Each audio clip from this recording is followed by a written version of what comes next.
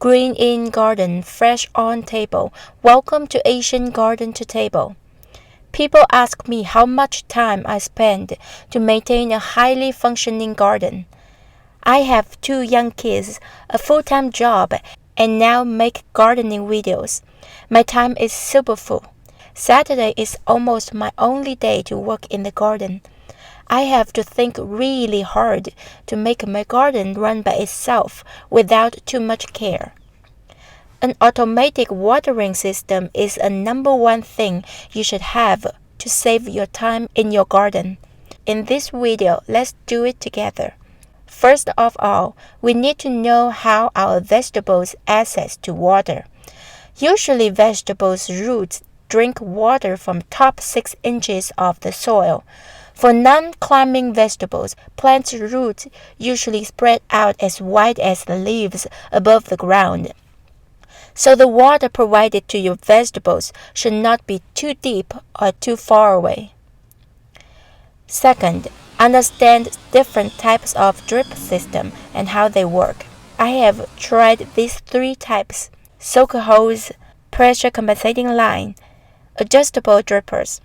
Soaker hose have numerous pores that allow water to penetrate out.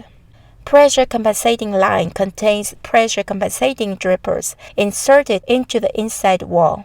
Adjustable drippers is what you can install into a hose to allow the option of changing the water flow. Here is a small summary. Both soaker hose and pressure compensating line have less than 1 gallon per hour water flow, so they require longer watering time. The water more likely to wet the ground deep instead of wide, especially for sandy soil. So you will need to put more hoses to cover your garden area. I prefer adjustable drippers over the first 2 for several reasons. Bigger and adjustable water flow. Different vegetables, growing stages, and growing seasons require different amount of water. So adjustable water flow is very useful. Need less hoses to cover the same area. A dripper can water a wider area than a line, so you will need less hoses. Easy to unblock. The other 2 are easier to get blocked, but very difficult to unblock. For adjustable drippers, simply remove the cap, let the water flush out to clear the path, and it will work again. Third, know your garden. Your garden layout, size, water supply, power access, and so on. Here is the SketchUp for my garden. I have a 40 x 14 square feet area and a 45 x 4 square feet long area. 3 sprinkler heads share the same line in my lawn sprinkler system. I will use them to feed my drip system.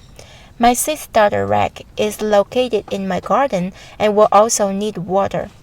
Fourth, design your drip system based on your garden situation. My vegetable beds are about 4 feet wide and 2 hoses will cover 1 bed. 1 sprinkler water flow is not enough to fit the big section, so I use 2 sprinklers. The 3rd sprinkler at the right will fit the long section and the seed starters. I will totally need 4 valves to control 3 sections of the garden and the seed starter rack. Fifth, install valves and electrical wiring. We extended sprinkler tubes off the ground. Install valves to sprinkler tubes and bring the wires to the timer located at the garden's middle corner. Most of the sprinklers or drip system have valves together.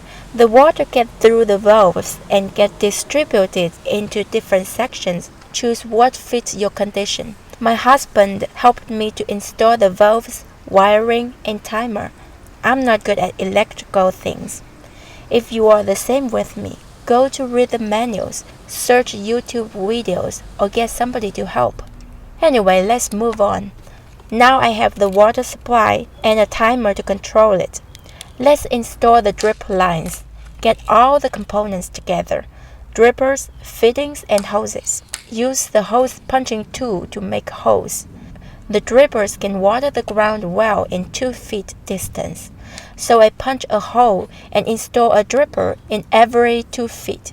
My soil is very sandy. If your soil is loam or clay, you can adjust the dripper's distance wider accordingly. Plug drippers into the holes. You should hear clicks that tells you that they are well plugged.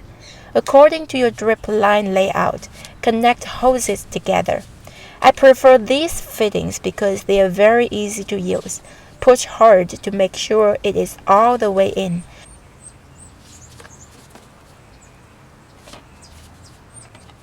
To recycle a fitting, use knife to cut a line on the hose. Tear it off and you can use the fitting again. To close the end, fold the end up and zip tight it.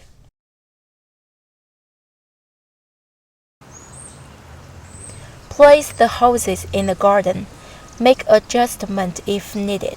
Turn on the water to make sure you do not miss any connections, drippers, or closed ends.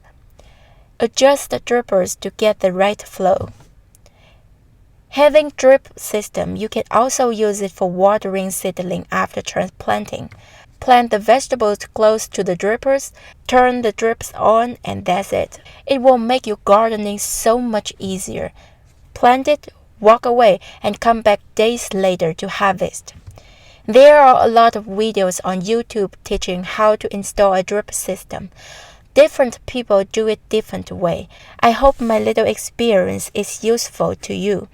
It takes some time and money, but it's totally worth the investment. Don't wait, go and install one. Thank you for watching. If you like my channel, please subscribe and come back. New video will be posted every week. See you soon.